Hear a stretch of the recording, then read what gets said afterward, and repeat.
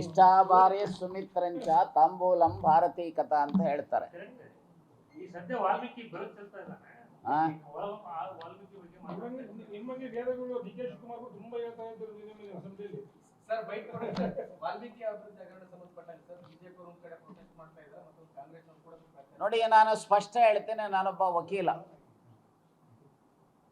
So ಈಗಾಗಲೇ ಕೋರ್ಟಲ್ಲಿ seize ಆಗಿರೋದ್ರಿಂದ ಮ್ಯಾಟರ್, ಸೊ ಅದರ ಮೇಲೆ ನಾನು ಯಾರೋ ಮಾತನಾಡ್ತಾರೆ ಅಂಥೇಳಿ, ನಾನೊಬ್ಬ ಮಾಜಿ ವಿರೋಧ ಪಕ್ಷದ ನಾಯಕನ ಜವಾಬ್ದಾರಿ ಏನು ಅಂಥೇಳಿ ನನಗೆ ಚೆನ್ನಾಗಿ ಗೊತ್ತು. ಬಹುಶಃ ರೂಲ್ಸನ್ನು ಓದಿದರೆ ವಿರೋಧ ಪಕ್ಷದ ನಾಯಕರುಗಳು ಈ ರೀತಿಯ ಇದನ್ನು ಮಾಡ್ತಾ ಇರಲಿಲ್ಲ. ಎರಡನೇದು, ಕೆಲವರು ಈಗ SIT ಒಂದು ರೀತಿ ಇದನ್ನು ಮಾಡಿದ್ದಾರೆ, CBIನವರು ಇನ್ನೊಂದು ರೀತಿ ಮಾಡಿದ್ದಾರೆ. ಹಾಗಾಗಿ ಅವೆಲ್ಲವನ್ನೂ ಸಹ ನಾನು ಈ ಹಂತದಲ್ಲಿ, being A lawyer, being A farmer member of parliament, being A farmer opposition party leader, ಇದರ ಮೇಲೆ ನಾನು ಯಾವುದೇ ವಿಧವಾದಂಥ ಕಾಮೆಂಟ್ಸನ್ನು ಮಾಡಲಿಕ್ಕೆ ಹೋಗೋದಿಲ್ಲ. ಇದು ಒಂದು. ಎರಡನೇದು, ಈಗಾಗಲೇ ನಮ್ಮ ಒಂದು ಪಾರ್ಟಿಯ ಶಿಸ್ತಿನ ಸಿಪಾಯಿ ನಾನು. ಪಾರ್ಟಿಯ ಸ್ಟ್ಯಾಂಡ್ ಬಗ್ಗೆ ನಾನು ಪ್ರಶ್ನೆ ಮಾಡೋದಿಲ್ಲ.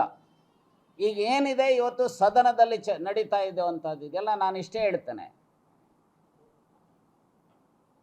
ಎಷ್ಟೆಲ್ಲ ಹಗರಣ, ಈಗ ಉದಾಹರಣೆಗೆ ರಾಮ ಮಂದಿರದ ವಿಚಾರ, 8 ಜನನ ಅರೆಸ್ಟ್ ಮಾಡ್ತೀರಿ, 2 ರಾಜೀನಾಮೆ ಕೊಡ್ತಾರೆ. ಈಗ ಅಲ್ಲಿ SITನವರು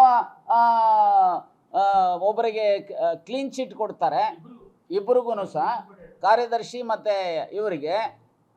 ಆ 11 ಜನರಲ್ಲಿ ಕೇಂದ್ರ ಸರ್ಕಾರದ ಕಾರ್ಯದರ್ಶಿ ಇದ್ದಾರೆ, ಉತ್ತರ ಪ್ರದೇಶದ ಕಾರ್ಯದರ್ಶಿ ಇದ್ದಾರೆ.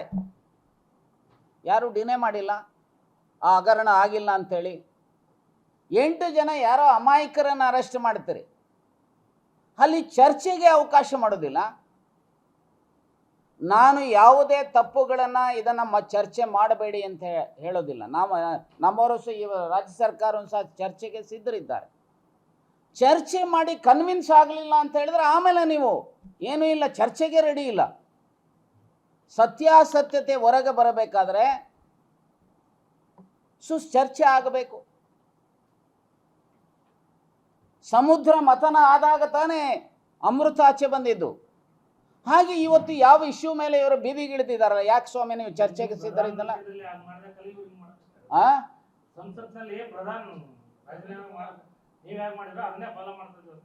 ಈಗೇನು ಪ್ರಧಾನಮಂತ್ರಿಗಳು ರಾಜೀನಾಮೆ ಕೊಟ್ಟರು?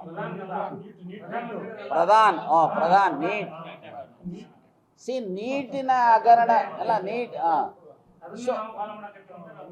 ಅಲ್ಲ, ನೀಟಿನಲ್ಲಿ ಎಷ್ಟು ಜನ ಸಾವನ್ನಪ್ಪಿದ್ರು ಸ್ವಾಮಿ? ಎಷ್ಟು ಜನ? ಸುಮಾರು 22 ಲಕ್ಷ ಜನ ವಿದ್ಯಾರ್ಥಿಗಳು ನೀಟಿಗೆ ಎಕ್ಸಾಮ್ಗೆ ಅಪಿಯರ್ ಆಗಿದ್ದು. ಆಮೇಲೆ ಇದು ರಾಷ್ಟ್ರವ್ಯಾಪಿ, ಇದೊಂದೇ ಬರೀ ಕಾಂಗ್ರೆಸ್ ವಿರೋಧ ಪಕ್ಷ ನಾಯಕರ ಇಶ್ಯೂ ಅಲ್ಲ, ಅದು ಇಡೀ ದೇಶದ ಜನತೆ ಇಶ್ಯೂ. ಸೊ ಹಾಗಾಗಿ ಇವತ್ತೇನಾಗಿದೆ, ಅದರಲ್ಲಿ ಸಾವುಗಳಾಗಿತ್ತು. ಆಮರಣ ಅಂತ ಉಪವಾಸ ಸುಮಾರು 23 ದಿವಸಗಳ ಕಾಲ ನಡೆದಂಥದ್ದು. ಆದರೆ ಅದನ್ನು ಪಾಪ ಪ್ರಧಾನಮಂತ್ರಿಗಳು 2 ದಿವಸ, ಪ್ರಾರಂಭ ದಿವಸ ಮತ್ತು ಕೊನೆಯ ದಿವಸ ಮಾತ್ರ ಸದನಕ್ಕೆ ಬರ್ತಾರೆ. ಯಾವ ಪ್ರೆಸ್ ಕಾನ್ಫರೆನ್ಸು ಅಡ್ರೆಸ್ ಮಾಡಲ್ಲ. ಅಮಿತ್ ಶಾ ಬರೋದೇ ಇಲ್ಲ ಈ ಸಾರಿ, ಸದನ ಮುಗಿದ ಮೇಲೆ ಬರ್ತಾರೆ. ಈಗ ನಾನು ಇಷ್ಟೇ ಹೇಳ್ತೇನೆ, ಇವತ್ತು ಸರ್ಕಾರ ಏನಾದರೂ ಪಟ್ಟಿಡ್ದಿದೆಯಾ ನಾವು ಚರ್ಚೆಗೆ ಸಿದ್ಧರಿಲ್ಲ ಅಂತೇಳಿ?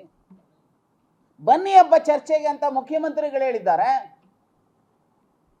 ಚರ್ಚೆಗೆ ಕನ್ವಿನ್ಸಿಂಗ್ ಉತ್ತರ ಸರ್ಕಾರ ಕೊಡದೇ ಇದ್ರೆ ತಾನೇ ನೀವೇನಾದರೂ ಮಾಡುವಂಥದ್ದು. ಯಾಕೆ ನೀವು ಚರ್ಚೆಗೆ ಸಿದ್ಧರಿಲ್ಲ? ನಿಮ್ಮಲ್ಲಿ ನಿಜಕ್ಕೂ ಸಹ ಮೆಟೀರಿಯಲ್ ಇದ್ದರೆ, ನೀವು ಹೇಳೋವಂಥದ್ರಲ್ಲಿ ಸತ್ಯಾಸತ್ಯತೆ ಇದ್ದರೆ, come on let us have a discussion on that issue.